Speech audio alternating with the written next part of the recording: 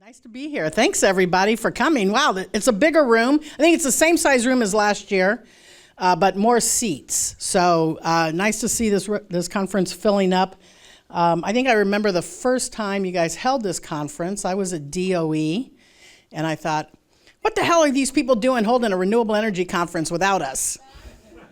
But I'm glad you did, because it shows how important renewable energy has become to Indian country writ large, how there's been a multiplying effect around the country for trying to work with tribes and help tribes and educate tribes, tribal leadership, tribal staff around this. So thanks for having me back again. I was here last year. I'm just going to focus on the money for a minute. And I know you've heard, I think already from BIA, DOE, people with no money. Was USDA here? Are they on the agenda? They're not? Okay, those are the people with the money. So next time let's have USDA here, because they're the bank. But lots of other money around still. We have it for a few more years under the Bipartisan Infrastructure Law. We have about another year under the Inflation Reduction Act.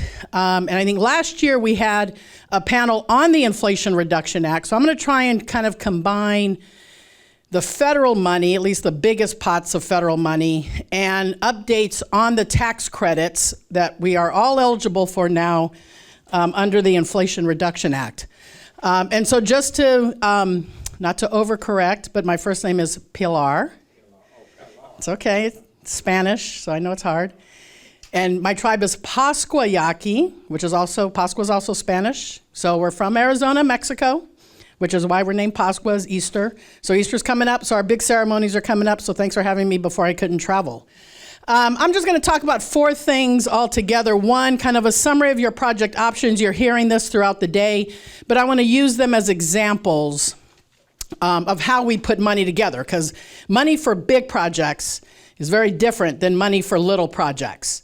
So I'm going to talk about that a little bit. Some things to think about in development. And again, we're hearing this in a little more detail in some of these other presentations, but each phase of development requires money, and that money comes from different places. Some of it not from the feds at all, some of it from philanthropy and state investments or private investment. So I'm going to kind of talk about money in the context of just general project development. Then I'll focus in again on the big kind of federal pots of money under the Bipartisan Infrastructure Law, the IRA, and other ways and other places to look for money. And then I've got some slides on kind of putting it all together and some examples of how if you financially engineer, the new term we're starting to use, we financially engineer our projects, depending on the project, depending on the source of funds, and depending on the tax credit, you could get away with doing a multi-million-dollar project for no cost to you. So, quick summary of our project options. We've talked about utility scale development. Everybody wants to be in the utility scale business. We want to generate revenue. We want to do 100 megawatt, 200 megawatt, 300 megawatt solar or wind projects. If anybody here from Chetty-Sakowin? No? 2 gigawatt wind project. So big utility scale, right? Selling to utilities, maybe selling to big companies, Google, Facebook, Meta, I think that is Facebook, Microsoft, Bitcoin, right? All these people who have massive load, corporate load, who have 100% renewable requirements, we might be able to sell to them. We're competing with wholesale prices. So if you're in California, trying to sell power into California, you got to sell it for 2 cents, 3 cents a kilowatt hour. 6 cents is not bad for an 8 megawatt solar project, but you're not going to be able to sell that to the market in the United States, in the lower 48. In Alaska, where it's 15 cents wholesale, maybe. So you've got to compete with wholesale. If you can't compete with wholesale, you're not doing the project, period. So you got to financial engineer it so you can compete with wholesale. We all know our problem of access to transmission. Is anyone from Hopi here? Right? So we got to get into the queue. We got to apply. We got to get into the queue. We got to put the money up. We got to hope there's transmission lines. Costs money. How do we pay for that? We might have multiple jurisdictional issues. I've got tribal jurisdiction if the project's on tribal lands. If I'm selling it off the reservation, which I most undoubtedly am on the big projects, I've got to worry about state law and who I can sell the power to under state law. And then if it's on tribal lands, I'm dealing, of course, with the BIA. So I got federal law and regulatory scheme issues. But our usual utility scale solar, wind, geothermal. We don't talk as much about geothermal maybe as we should. Hydro, big hydro is not renewable, but little hydro is. So if you can do a 2 or 3, I think little hydro is defined as less than 80 megawatts under the Federal Power Act. So if you can do a small hydro project that is renewable, you will get tax credits for it and other incentives. And now standalone storage is considered utility scale standalone storage, which we're not looking at, but we should, because then we don't have to host a 10,000 acre solar project. We can host a 100 acre standalone storage project, same capacity. So we have new options, and especially with tax credits that let us pay for that. Community scale development we're hearing about, right? We're using it ourselves, either rooftop solar, net metering, or we're using it within our own utility system. If we have a tribal utility and we're going to generate our own power, I consider that community scale. So not really wholesale. I'm not trying to compete with the big Nexteras of the world. But if I'm selling it to myself, my own utility, it's more community scale, it's self-use. I'm competing with the retail price now. So if I'm in a high-cost area like California, where it's 20 cents, 25 cents a kilowatt hour, not as bad as Alaska, but worse than everybody else, except maybe Maine. Maine is the second highest prices outside on the continental U.S. Then I can build an 8 megawatt solar project. If they can build it for 6 cents in Alaska, you can build it for less than that here. And if you're competing with 15, 20 cents, now I maybe have a deal. I need access to the distribution system, a lot easier. Power lines are everywhere in the distribution system. There's more substations in the distribution system. So I have better access. I'm probably mostly focused on tribal jurisdiction because it's on reservation, on my own lands, on my own buildings, using it myself. I might have to deal with my utility, probably do, but different issue. So our examples, rooftop solar, or community wind, and microgrids. So we all love microgrids these days. So thinking about from a development standpoint, we have to start thinking about how am I going to pay for this. So first and foremost, my energy planning, right? First thing I need to do, have an energy plan. What do I want to do and why? I start to think about the kind of projects. I start to think about how I'm going to pay for them, what's available, what isn't available. To think about my timelines, my horizons. If I've got a project that's going to take me 5 years, I'm not getting any federal money for that. It all runs out in 3 years. My tax credits, I got another 9 years on. Project assessment and feasibility, right? And this follows, Tommy will recognize this because this is their 5-step development plan, DOE. So I got to think about my technical and financial feasibility. And then I also, to make a plug for the lawyers, I've got to start thinking about what law and regulatory scheme I'm in. I can't tell you how many projects I worked on when I was at DOE, where great idea, utility was going to say, hell no, we're not doing it. How many people are in co-op systems? Right? Any rooftop solar there? Only because you cheated. Yeah, most co-ops are allergic to rooftop solar. Most co-ops are allergic to rooftop solar. So I've got to start thinking about those issues in the beginning. If I can't interconnect into a co-op system, I don't care how great the program is. I don't care. I don't care whether it's going to make money. I don't care if it's going to save money. If their answer is hell no, you're not doing it. And it happens a lot around here. So we've got to think about that. Our pre-development and development activities. So this is where the first real tranche of money has to come in. How do I pay for my pre-development and development activities? If I'm doing a big utility scale solar project and even if I'm going to partially lease it, I've got to go do NEPA. I've got to do those environmental reviews. That costs money. I have a client, they did a 3,000 acre option area with a third-party developer. And the BIA disclosed that that was a $2.5 million NEPA process, which of course the developer pays for. But if you're trying to self-develop, you've got to pay for it. So where do I get that money from? So my development capital is the first part of the money I've got to worry about. I've got to pay for finance people. I got to pay for project people. I got to pay for lawyers. I got to pay for environmental people. I've got to pay my interconnection application. I got to put up my letter of credit, whatever the new rules are for FERC. I've got to do my interconnection studies, all development capital. No grants for that, by the way. Not a dime of federal money is for development capital. Not a dime. All the federal money is all deployment and not development deployment. So I've got to figure out a way to come up with that money. I have to think about my environmental siting issues and my ownership and project structure. So if I'm doing a big project, I might need to bring in a developer or another outside investor who's willing to put up some of that upfront money and who in exchange will get a cut of the project. So I need to start thinking through, is this going to be jointly owned? Do I wholly own it? If I wholly own it, I've got to come up with all the money. If I jointly own it, maybe I make a deal. So we have to start thinking that through as part of our pre-development. But all really being driven by where my money is coming from to pay for this.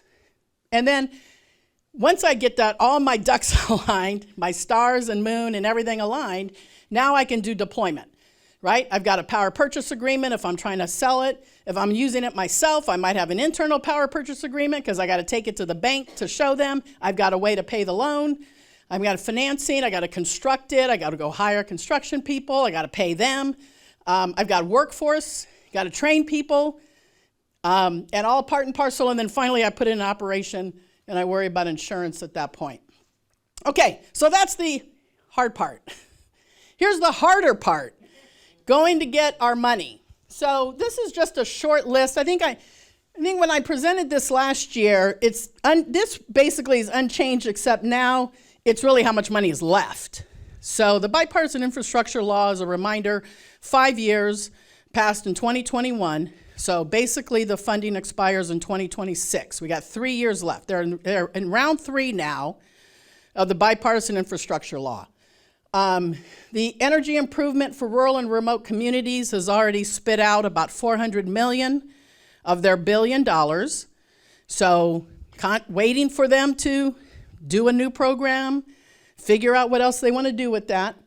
Grid resiliency, this is the formula grant. They're in their 3rd year. They just announced the 3rd year funding available. How many folks here applied for the 1st or 2nd year? Couple. So easy. Now you just send them an email and go, we want our 3rd year money. If you didn't apply in your 1st or 2nd year, you can still apply. Every tribe has an allocation because it's a formula grant. And you can use it for things like storage, microgrid, hardening of your infrastructure if you need to. But there's now our 3rd year is available. The transmission facilitation program, so access to transmission, if nobody's got a power line you can connect to, well, just build one yourself. A lot of developers do it. Transwest, which I tease the Transwest friends of mine, this is the world's longest gen-tie line. Goes straight from the wind farm that he owns in Wyoming to Southern California, 800 miles, straight line. But we can build something a lot shorter, gets us maybe to the market we want to go to, or gets us interconnected. Transmission facilitation program, they just announced another $1 billion just yesterday. So if you need transmission for your project, that's a place to go from DOE to get capital for transmission. Back in November, DOE announced the Home Energy and Electrification Rebate Program for the tribes. The states had already been announced, $8 billion to the states, $225 million to us. So if you're doing housing projects, I think we had a housing panel presentation, right? So if you're trying to do housing and electrification for housing, your $225 million is now available. Every tribe has an allocation. It's a little more complicated than it should be, but it's a lot less complicated than it was gonna be. So a good place to go get some money for low-income housing to begin to electrify their homes.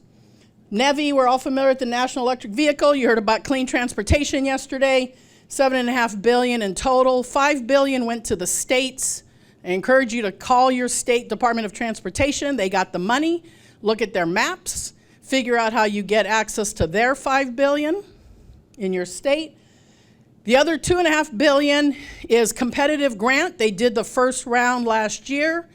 They've announced they will announce they've put on their calendar that the second round will be later this year. Tribes can apply for the $2.5 billion. We can directly compete for that. So if you're looking at electric vehicle infrastructure, that's where you get it. USDA REAP is a $2 billion grant loan combination. One of the things they changed about REAP is now tribal enterprises and tribal utilities and tribal housing authorities are now directly eligible to apply for that program. It's a 50% grant, 50% loan, but that's fine because the other 50%, the loan part, will be paid off with your tax credits. And I'll show you how we put that together. And then we got the EPA Greenhouse Gas Reduction Fund, $27 billion. Hopefully we'll hear announcements in March of who gets that money, and then we're off to the races. Yeah, Vicki. Yeah, so what I wanted to say too is the money out of the environmental justice and EPA, environmental justice community change grants, that's another opportunity, and that could probably support some of those pre-development costs for tribes. It's kind of a bugger of a grant application because a community-based organization has to be the lead on it, and a tribe can come in, but we've been arguing with headquarters that tribes by their very nature are a community-based organization. So we're trying to get that removed from that. That first round is open now and it's available till it's a rolling application period until 2024. So there's a lot of money in it, but it's a new grant program and it's just awful. Yeah, Vicki's referring to the Environmental and Climate Justice Block Grant. That's really a planning grant. The one I did leave off, unfortunately, so I apologize, is the climate pollution reduction grant. That's a $5 billion grant, but only tribes that applied for the planning money are eligible for the implementation money.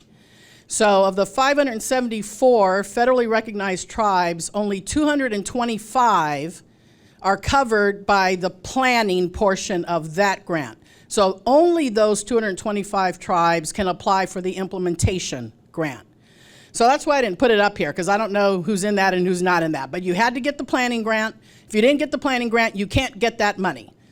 And then the environmental justice money is planning money, and the statute requires the partnership. So EPA is not going to be able to change that. All right, so let me talk quickly about the Greenhouse Gas Reduction Fund, because this is about to come down, and this is something we have to get ready for. So $7 billion in what they call the Solar for All program. How many folks have heard of the Solar for All program?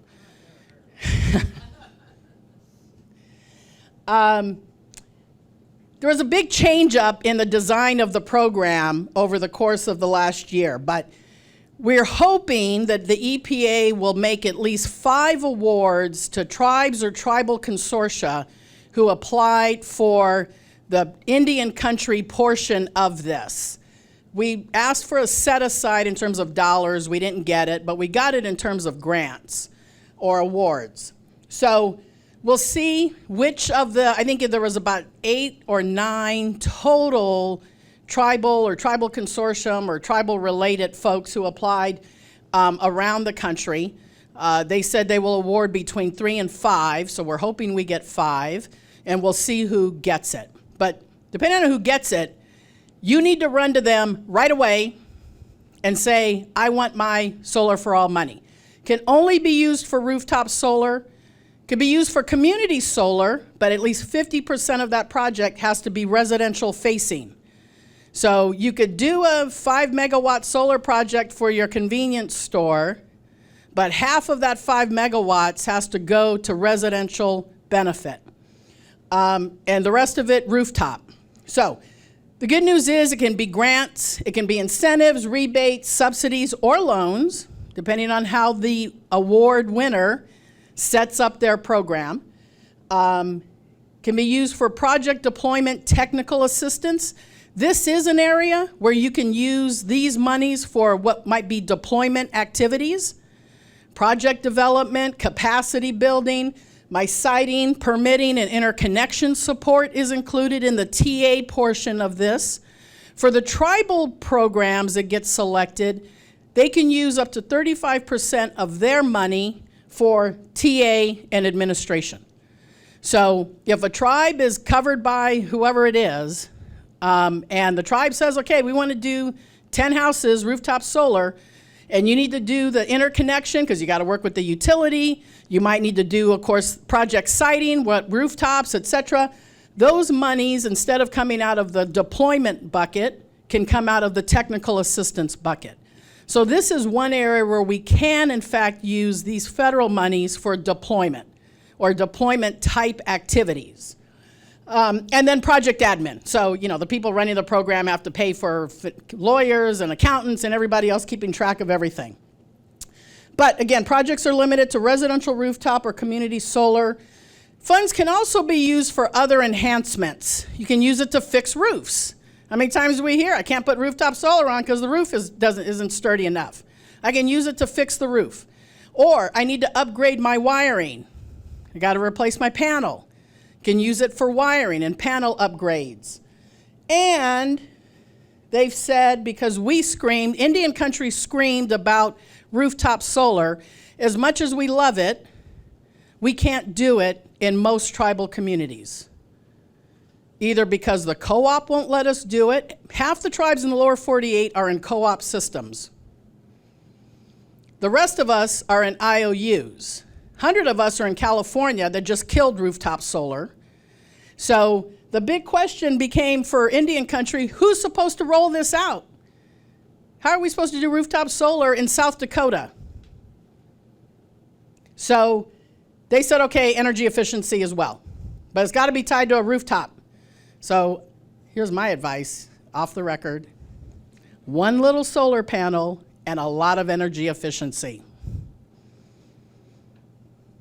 One little solar panel, a lot of energy efficiency.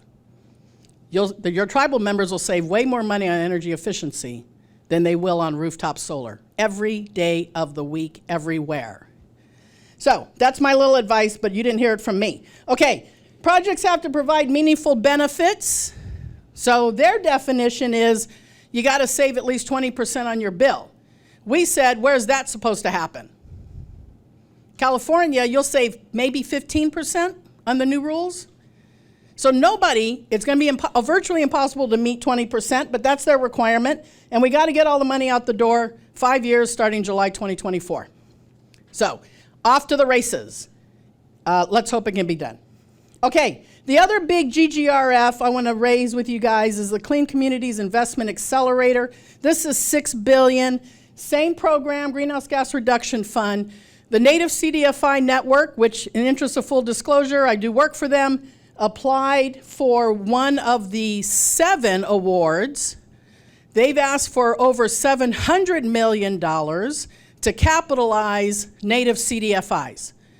$10 million a Native CDFI.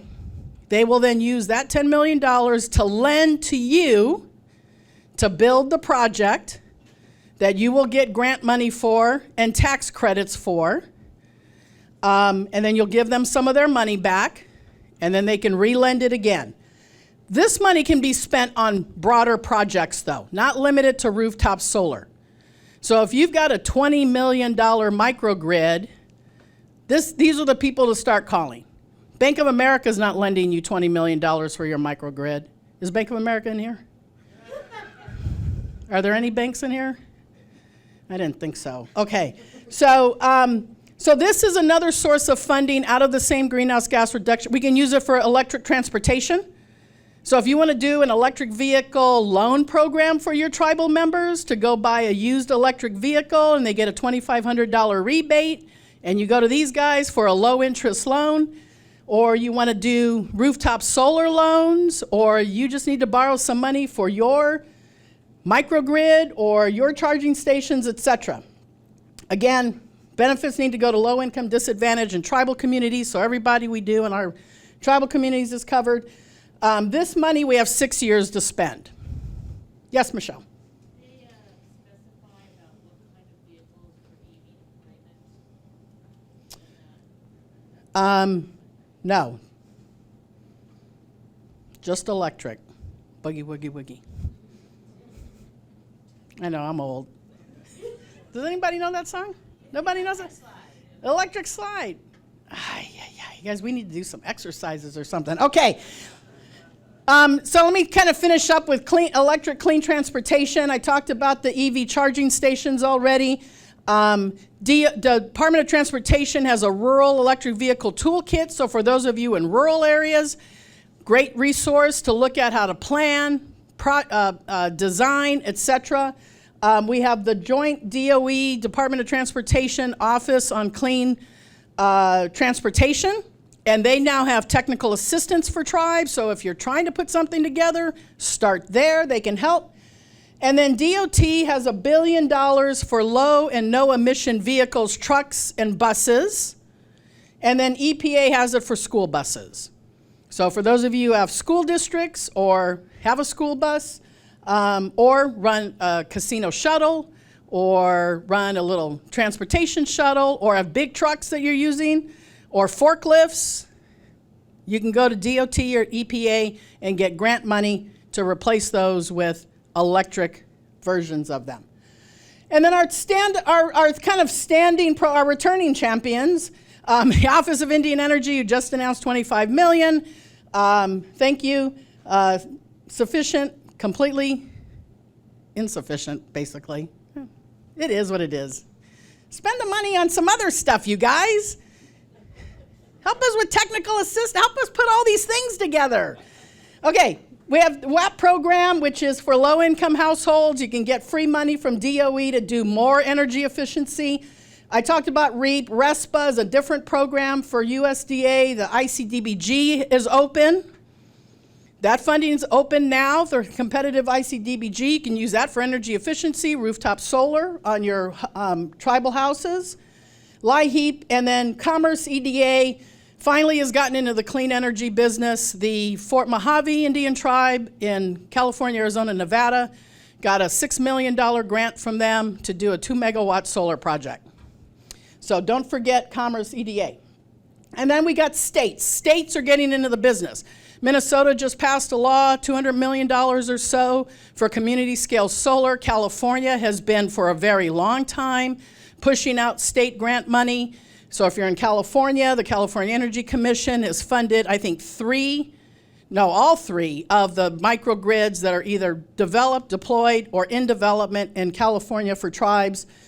States also have tax credits and tax incentives that, depending on how you structure the project, you might be able to get it. And then now, who's at the table? Philanthropy. So lots of philanthropy dollars now that are just flooding into our space, and you're going to hear about this from the Alliance later. Because they're Grid Alternatives has got TSAF, so we're starting to see more and more interest here. All right, let me talk about the tax credits. Huh? Got plenty of time? Yeah, now I got to the good part. So just a quick overview. This is not all of them, but the Inflation Reduction Act did a lot of stuff around tax credits. Why are we talking about tax credits when tribes are not taxable? And so usually we didn't care about tax credits because they made one major change, and that is to say that we are now eligible for what's called elective pay. We can elect to receive a payment from Treasury in the amount equal to the tax credit. There's a little bit of a legal fallacy that's been created. They act like the tribe paid taxes, and then they say, and then you owe no taxes. So when you apply for your tax credit against your zero tax liability, you get a refund. And so it's basically a refundable tax credit to us, applicable entities only, governments and nonprofits. Now we're all cooking with Crisco. So solar, wind, geothermal, new microgrids, new storage, new interconnection costs, all new tax credits, 30 to 70% depending on how you stack them. I'll talk about that in a minute. We're now eligible for elective pay, payments equal to the tax credit you're eligible for. Transportation tax credit, 30% of our EV commercial vehicles. Every vehicle a tribe buys for its purpose as a government is a commercial vehicle. 30%, there is a cap, $7,500 if it's less than $14,000. So when you go buy that fancy Porsche, you get a $7,500 tax credit. If your tribal leader starts driving, well, not these, but if tribal leader starts driving around in a Porsche and he tries to use the commercial vehicle tax credit, $40,000 over $14,000. So I go to DOT. I go, give me some money to buy some new electric shuttles. And then I go to Treasury and I go, give me $40,000 tax credit for my new electric shuttle. I can do both. I'll talk about that a little bit more. 30% of EV charging stations, up to $100,000 max per station, not per bank. So if I do 10 charging stations, it's 30% for each of the 10 or 100 grand, which for each of the 10, whichever is less. And then don't forget residential tax credits. So you've got tribal members who pay taxes, especially those of you with big per caps. I have a tax bill. Maybe I want to do a rooftop solar. They get a 30% tax credit to do rooftop solar and storage now, new. And they get credits for energy efficiency and other electrification technologies, anywhere between $1,600 and $2,000 a year. This was a change. It used to be capped. $1,200 in total. Now it's $1,600 to $2,000 a year for the next 10 years. This gives us the ability to generate, maybe create some programs for our tribal members who are homeowners, who want to themselves do some energy efficiency or renewable energy. And we go get that solar for all money, or we go get the CCIA money, or we have our own little pot of money, and we can help them leverage their tax credits, or we leverage their tax credits to try and expand how much money we're using, right? And the new thing with elective pay, we didn't know this last year. This was a question last year, but now we know we can combine grants with the tax credits. So let me talk quickly about the investment tax credit, one-time tax credit based on basically the cost of the project. You don't get it until after you place it in operation. So it's think of it more like a rebate. Can be based on cost basis, or if you're in the utility scale business, fair market value. Two different things. So if you're going to get into utility scale and you're going to try and figure out how to leverage tax credits in the utility scale field, you have to now start knowing how the IRS treats your project for purposes of calculating that tax credit. So I'll say today what I've been saying for the last year: hire an accountant who knows what they're doing. If you intend to file for tax credits, do not let your chairperson sign that form. Hire an accountant. I don't care how easy you think it is. Do not let your chairperson sign that form. Hire an accountant. And if you're thinking about doing it, hire them now. Hire them now. You have to know how to calculate this stuff, and you want your accountants to take that risk, and your lawyers, your tax lawyers. All right. The investment tax credit was extended to 2025 as we know it. There will be a new tax credit. It's called the Clean Electricity Investment Tax Credit. That will be technology neutral. But until 2026, when that one goes into place, it's the usual solar, wind, geothermal, storage. I talked about that. Microgrid controllers are now included. Not the diesel gen sets, just the microgrids. And the interconnection costs if your system is less than 5 megawatts. So if it's a big system over 5 megawatts, you don't get tax credits on the interconnection costs. So if you're going to do an 80 megawatt solar project, you're not getting anything for your interconnect. The $3 million you spent on interconnection, you're getting none of that back in tax credits.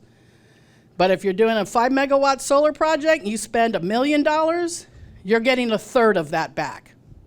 There's a question. Kevin. Yeah, so on the interconnection costs, the system's less than 5 megawatts, but can you interconnect that at a higher voltage level? So you can, because the interconnection cost of 138 kV ladder huge, or above 100,000, but if you just attach a 1 megawatt system and you spend $10 million to interconnect, do you get that tax credit to just the 5 million, or do they have a cap? Yeah, they want to know they want to know the size of your project. But if I connect a 1 megawatt to a 138 kV system, I still get even though my Yeah. connection costs are more than the electric cost, I'll get the full tax credit on the interconnection. Yeah. And what they've also said is you can do like 5 megawatt projects.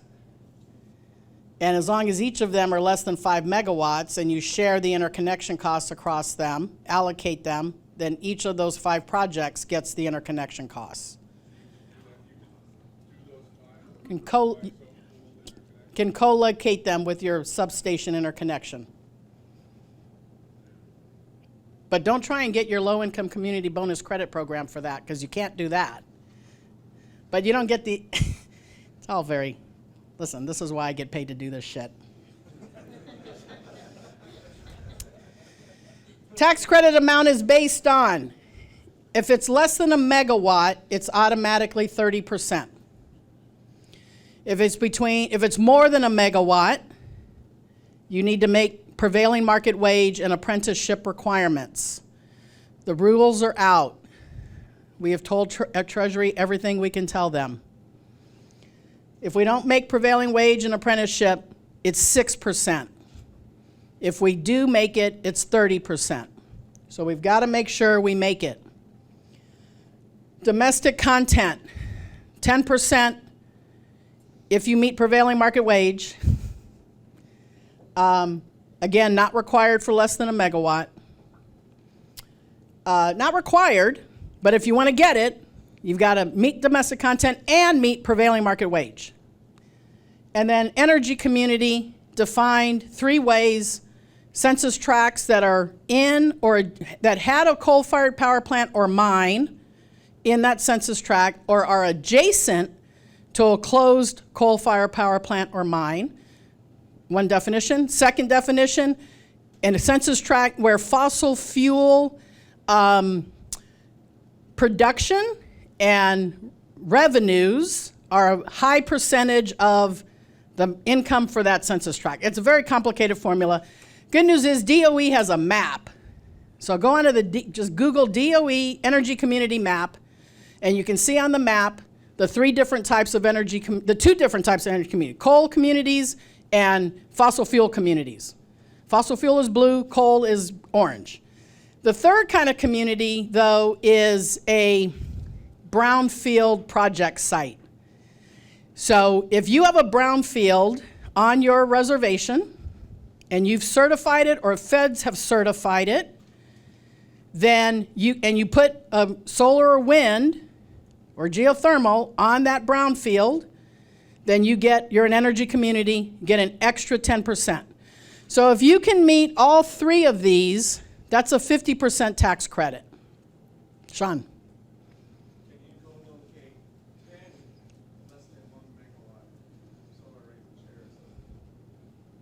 Yeah. Put it side by side. Yeah. The only time you run into a co-location issue, near as I can tell, as complicated as this stuff is in the low-income community bonus credit program. So you can do 1 megawatts to get 30% automatically. You can own it. It better be 10 different projects, because you're going to file to get your tax return. You're going to register those projects with the IRS. So you would be registering 10 1-megawatt projects. And if you're co-locating them, so they're all sharing the same substation interconnection, they get their interconnection, but they don't get the low-income community bonus credit program bonus. They don't get the other 10 or 20% bonus because of the rules they've placed around trying to break up larger projects to get that extra bonus. They decided to do that for that. Okay, speaking of low-income bonus, so this in the law is called the environmental justice allocation.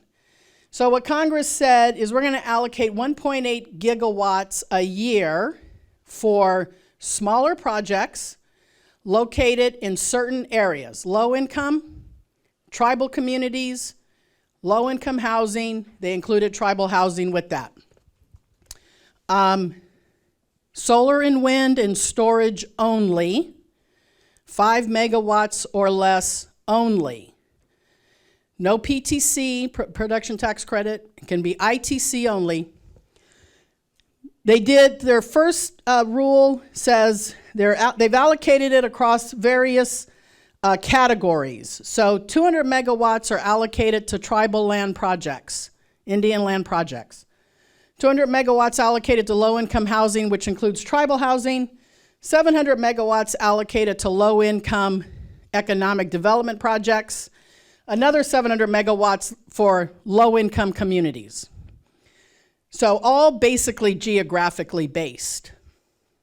You have to apply for the allocation. For 2023, the window opened in October. It's still open. If you're going to try and do a project this year on your land, and you haven't applied for this allocation, less than 5 megawatts, go apply. It's not really that hard. I even was able to do it. So it's like literally 3 questions. Where's it located? How big is it? And do you have an interconnection agreement or application or something to that effect? And if you don't, just file an affidavit and say that you don't. So it's relatively easy to go get it. A lot of tribes commented that there should be a set aside for tribes in this, so we got it. And now we still have about 140 megawatts available of our 200 megawatt allocation. So we need to show, if we don't go get that other 140 megawatts, they will give it to somebody else. And this program has over 3 gigawatts that applied for the allocation. So they will take our allocation and give it to this program. So if you got something coming, you got 4 years to put the project in operation once you get your allocation. I strongly recommend you go get it. Tribes, tribal enterprises, as long as they're majority owned by the tribe, get priority in terms of the application.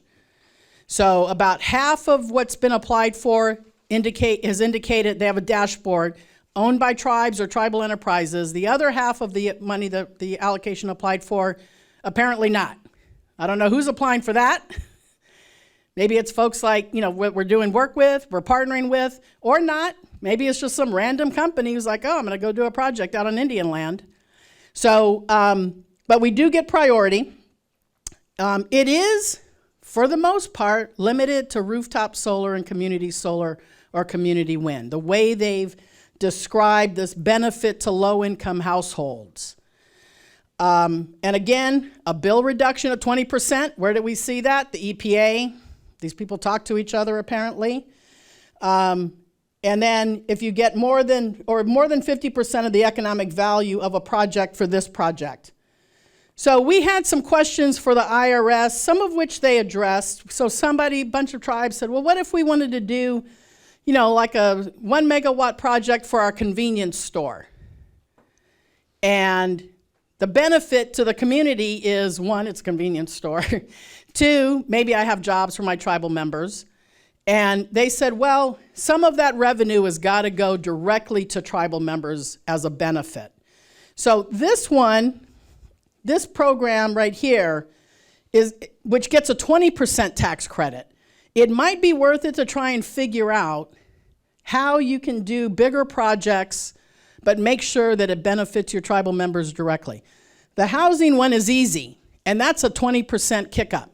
So if you do a rooftop solar project on tribal housing, you're going to get 30%.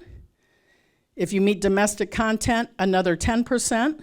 If you're in an energy community, another 10%. And if you get the allocation here, another 20%. So if everything's lined up, you could get up to a 70% tax credit for your tribal housing, solar or wind project. Let me turn quickly to the production tax.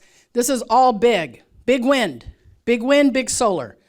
So if you're looking at doing big utility scale something, look as well at the production tax credit. You're eligible for that. This is a 10-year payout. So every year, your tax credit is based on how much power you produce. It's a per kilowatt tax credit. It starts somewhere down in the 1 cent range. If you get all these bonus credits like you get for the investment tax credit, it can be up as high as over 3 cents a kilowatt hour for the tax credit. So your financial people should be doing the math for you. You can pick the investment tax credit or you can pick the production tax credit. You can't do both.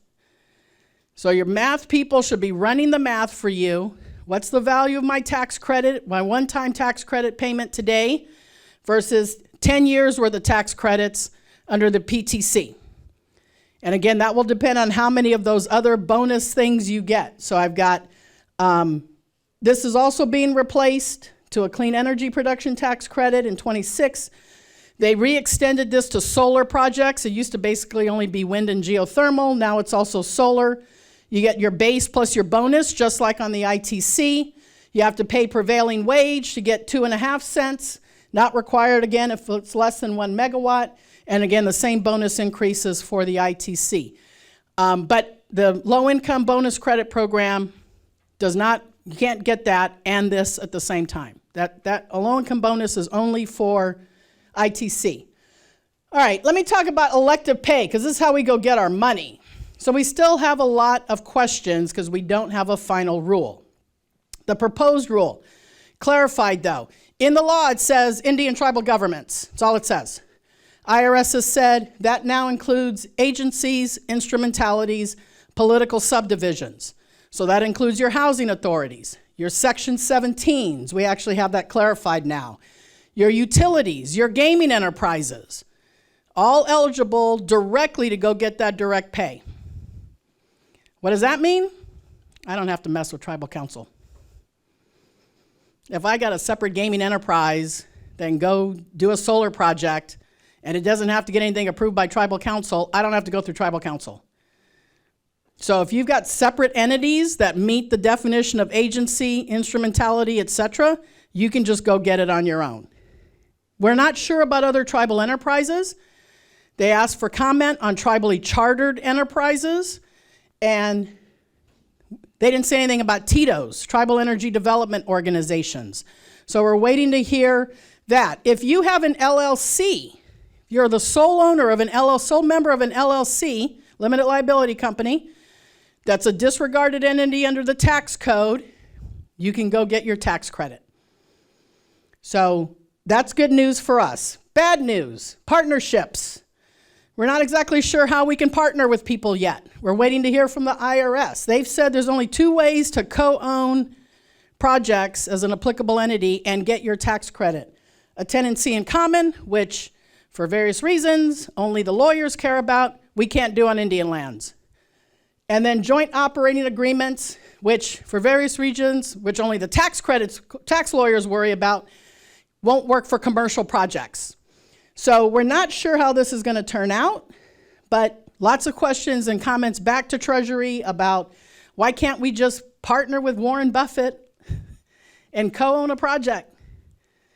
Why can't we partner with another tribe and co-own the project and sell it to Warren Buffett? So we'll see where they come out. They did give us grant and tax credit stacking, but the grant and the tax credit combined cannot be more than the cost of the project. No surprise. However, they count for grants. State grants, charitable grants are included in the grant question. So if you get a federal grant, that makes sense. Shouldn't double dip on the federal money. But if I go out and get a state grant, what do the feds care about that when it comes to the tax credit? So we have lots of people have commented that they should knock out the state and charitable grants from this equation and just say only federal grants. But as of right now, it's all grants. So if you have a $2 million project and philanthropy pays for all 2 million of it, guess what? No tax credit, because you can't benefit. So when you're doing your financial engineering, when you're looking at these tax credits, and Thomas is going to be building this model, the key issue will be spend your grant money on those things that you cannot get a tax credit for.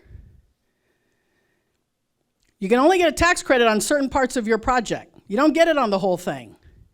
So if you can divvy up your grant money and go, okay, I'm going to spend my grant money. Let's say I've got a 10 megawatt solar project. I'm not getting anything for interconnection costs. So let me spend my grant money on the interconnection costs, because that won't count when I calculate my tax credit. So we have to be thinking about how we put this stuff together, but that's the good news. Because under current law or under current treatment, those grants would have to come off the cost and you wouldn't get as much of a tax credit. And pre-filing. We have to file with the IRS, register every project we do. That is open now. So if you plan to put a project into operation this year, 2024, qualify for the tax credit for this year, you have to file for registration, and it's open now. It's a little bit more complicated than we were hoping it was going to be, but we've got a couple of clients who are making their way through it. Some put their projects into operation last year in 23, so they're eligible for the tax credits now. And so they're going through the filing registration process. The IRS, unfortunately, is getting a lot of pre-filing registrations. They said they got over 5,000 in the first month that was open. It's taking them about 120 days to process the pre-filing registration. So if you're trying to file for your tax return for 2023 for a project you put into operation in 2023, you've got to wait to get your registration before you can file your tax return. If you're going for 2024, file now for your registration, because it's going to be 4 months. Is that right? Is that math right? 30 times, what's 120 divided by 30? 4? Yeah. See, they got the lawyer doing the math. And to get it, we have to file a tax return. 990T, hire your accountant right now. Do not sign that tax return. Make your accountant sign that tax return. I cannot be more clear. Do not mess with this. If you're going to go get a tax credit and you mess up, you have to give that money back. They will recapture this money, and they won't mess around. They'll take it out of your other federal grants, etc. Hire an accountant. Okay, I'm going to stop saying that. One thing we have to note now. Starting in 2024, projects that start construction this year, if you don't meet domestic content, your payment will be reduced. There is a way to get around that, though, and the IRS has just issued initial guidance. You can get a waiver. So one reason for a waiver, it increases your cost by more than 25% to meet domestic content requirements, or there's no domestic producer of the equipment. So if you're concerned, if you want to get your full 100% of your applicable payment, your elective payment, and you're starting construction this year. If you started construction last year, you're okay. It's if you start construction this year that you have to start meeting domestic content, but pay attention to the waiver requirements, because there's a waiver ability in there. And the initial guidance is out. But you can see how steep it falls. So if you start construction this year, you don't meet domestic content and don't get a waiver, you only get 90% of your money. Next year, it's 85%. After that, it's 0. So there is a catch to elective pay. Lastly, real quick, commercial energy efficiency. This is new for us. If anybody's doing commercial energy efficiency on your government buildings, your casino, your senior center, you can now take advantage of the ability to allocate what would be a tax deduction. Not the same thing as a credit, but a tax deduction. Get up to $5 a square foot, and you allocate that to the people doing the work. And in return, they should give you a lower cost to do the work because they're now getting your tax deduction. So if you've got a 100,000 square foot casino, you're going to spit out if you get all lined up, a $500,000 tax deduction, which is pretty substantial for a lot of people. So you can allocate that. They should give you a break on the costs. That's what that's intended to do. Governments have been doing this. State and federal governments have been doing this for a long time. IRA amended it, so now tribal governments are included. All right, energy efficiency. I talked about residential. We got energy efficiency, clean energy generation. We got our 30% of cost for energy efficiency, 30% for energy generation. There are maxes on the efficiency, but not on the generation. Goes out for another 10 years, and we get storage with it as well. All right, so just a quick status, because we have to pay attention to where the IRS is with everything. So they issued new rules on what qualifies as an energy property. This is how you determine what qualifies for the tax credit. What my 30, 40, 50, 70% goes against. So the rule went out. They were accepting comments until January. Commercial vehicles, these are now, we've got a revenue procedure we have to follow to make sure that the electric vehicles that we buy qualify for the tax credit. Clean hydrogen, I didn't really talk about this. If you're going to do hydrogen, first of all, it's a bomb. Second of all, they'll pay you $3 a kilogram to produce clean hydrogen, green hydrogen, which is no fossil fuel to produce the hydrogen.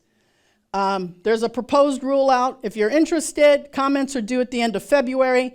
Prevailing market wage, the proposed rule went out in August, so still no final rule, but if we follow the proposed rule, we're covered. Low income is the only one that has a final rule out. That came out in August, so we talked about that. Our energy community, there's initial guidance under this. I really encourage you to pay attention to, if you think you're an energy community, to make sure that your census tract is on the list. And then elective pay, again, the proposed rule went in June. We're still waiting for the final rule. And to be honest with you, what I'm hearing from the IRS is they're hung up on this partnership question. Because not only have the Indian tribes said, that's bullshit, your limits, but a lot of the other applicable entities are telling them the same thing. So we have lots of people saying your partnership limitations for us aren't going to work. So we'll see what the IRS does with that. All right, so quickly putting it together, because I'm running out of time.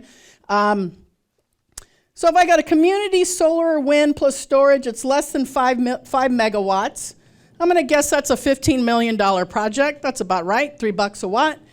If I get somewhere between a 50 and 60% tax credit, I'm going to get back from Uncle Sam a payment of $7.5 to $9 million. Now, granted, I got to build this, so I got to borrow that $15 million first, or somebody's got to give it to me before I can, because I got to put it in operation. If I go to the DOE, maybe Tommy gives me $5 million for it, or $2. What's your cap? Okay, so you're not going to give you as much. USDA REIT, maybe I go to the Greenhouse Gas Reduction Fund, or I go to EDA. But I get somewhere, it's just some examples of how much money I might be able to get out of the federal agencies. So my net costs, right? My Greenhouse Gas Reduction Fund's got the most money. So I can literally get away, if I can work it out with whoever's got the GGRF money, maybe I get away with 0. But really, mostly I'm going to get, for a $15 million project, I might still only owe about $1 million or $2 million between the grants and the tax credits. Microgrids, a little bit harder. One, because again, we're dealing with the same basic amount of grant money, but they're more expensive. So 5 megawatt microgrid, easily $35 million. Easily. So I'm still going to owe some money, but not as much. If I can make that a residential microgrid serving my new housing facility, and again, they all stack up, right? This is assuming they stack up. So this is just some example of kind of how do I stack this stuff up? How much money do I need in the beginning? How much am I going to get back in a tax credit? If I'm eligible for a grant, maybe I try and go get the grant. Might be worth it if it's a high enough dollar amount, because in the end, I might owe zero. I can literally get away with no cost on rooftop solar in some instances. And then I just did some energy efficiency, charging stations, beneficial electrification. If you went out and just did 100 homes at the certain cost per home, the tax credit you get rebates as well, DOE rebates from the home electrification program. DOI was competitive, so I said, I don't know. And then same with energy efficiency, same basic math with that. Just have a lot more federal programs you can go get money for energy efficiency. So, quick and down and dirty, back of the envelope math. I'm a lawyer, I don't do math very well, but I do back of the envelope, so that's how we put it together. If it all starts to look and sound reasonable from the financial standpoint, it may be worth it. I tell people all the time, because my clients are like, oh, you guys are kind of expensive, our tax attorneys. I'm like, look, if you're going to spend $10,000 to have a tax attorney tell you you qualify for a $5 million tax credit, you should be spending that money every damn day of the week. Do not leave money on the table, especially with these tax credits. Time is of the essence, as we see, with the step down, etc. The grant money is all going away. BIL expires in 3 years. The IRA is done next year if we don't get clawbacks before then. So the tax credits now pose our best opportunity to leverage and get projects done. And yeah, it's a rebate at the end. Yeah, I got to borrow the money or spend the money up front, but it is literally free money. So let's try and go get it. We want to show the IRS this is something we actually are using. Okay, thank you very much. All right, Pilar Thomas, Pasquiake. Oh my goodness.